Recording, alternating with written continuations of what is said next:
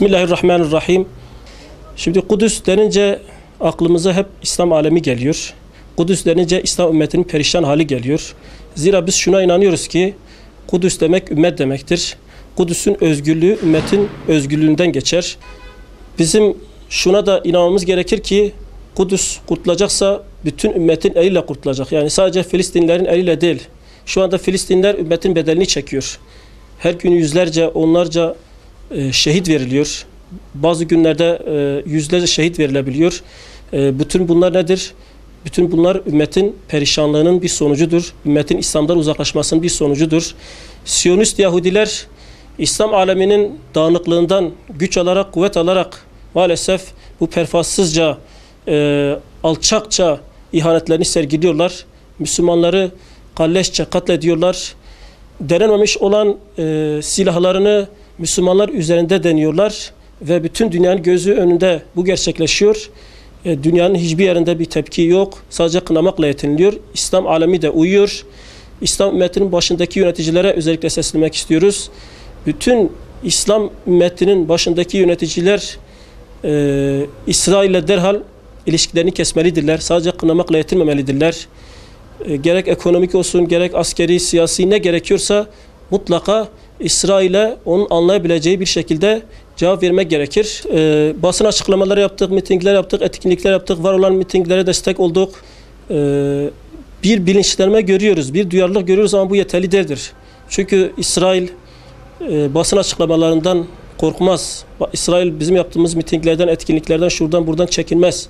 İsrail neden çekinir? İsrail ekonomik yaptırımlarında çekinir.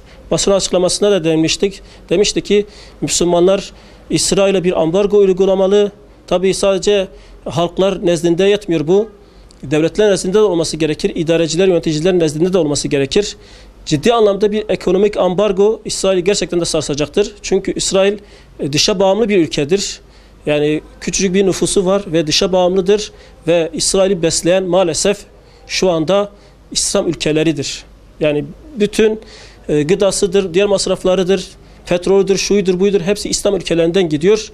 Onun için İslam alemi olarak ciddi anlamda eğer bir ekonomik yaptırım uygularsak, halkı bilinçlendirirsek, toplumu bilinçlendirirsek, insanlarımızı, gençlerimizi, özellikle de gençlerimizi Kudüs ve Filistin aşkıyla yetiştirirsek, büyütürsek inşallah Kudüs'ün kurtuluşu yakındır diyoruz.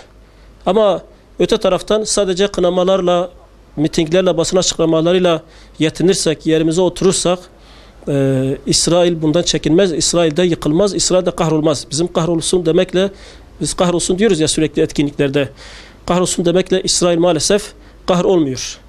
Halkımıza şunu söylüyoruz, ibadetlerimizi kesinlikle aksatmayalım, manevi yönümüzü güçlendirelim. Özellikle de tekli gecelerde bulunuyoruz. Bu tekli geceleri çok iyi değerlendirelim. Kadir gecesi olacak. Kadir gecesinde bol bol ibadet edelim.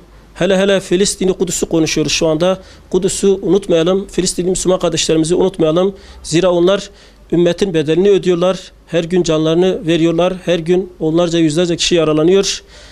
Özellikle Kudüs'ün kurtuluşu için dua edelim. İslam ümmetinin içerisinde bulunduğu şu perişan halden, durumdan kurtulması için hep beraber Allah'a niyazda bulunalım. Belki Allahu Teala bizim halimize, bizim durumumuza acır da bize yardımını gönderir ve Siyonist İsrail ve işbirlikçileri, katil Amerika, bunların hepsi Allah'ın izniyle helak olup yok olup gideceklerdir.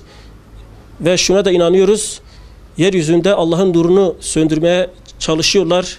En son işte Avustralya'da bütün camileri kapatıp oradaki imamları sınır dışı etme gibi bir karar aldılar. Yani İslam'ın sesinin Avrupa'da, Amerika'da yükselmesini istemiyorlar. Maalesef bunlar İslam'dan korkuyorlar. İşte biz onun için diyoruz sürekli Müslümanlar bilinçlensinler. Dindar bir gençlik yetiştirsinler, bilinçli bir gençlik yetiştirsinler ki bunlar yarın öbür gün ne yapacaklar? Her tarafa, herkese İslam'ı götüreceklerdir. Ve Avrupa'nın, Amerika'nın, özellikle de Avustralya'nın şu anda camileri kapatması, imamları sınır dışı etmesinin sebebi de şudur. Bakıyorlar ki kendi halkları İslam'a giriyor. İnsanlar artık onların dinlerini terk edip İslam dinine giriyorlar ve bu da onları ürkütüyor, korkutuyor. Gelecekte en büyük dinin Avrupa'da İslam olacağını bildikleri için şu anda İslam'ı engellemeye çalışıyorlar. Buradan da sizin aracılığınızla tekrardan Avustralya'yı kınıyoruz.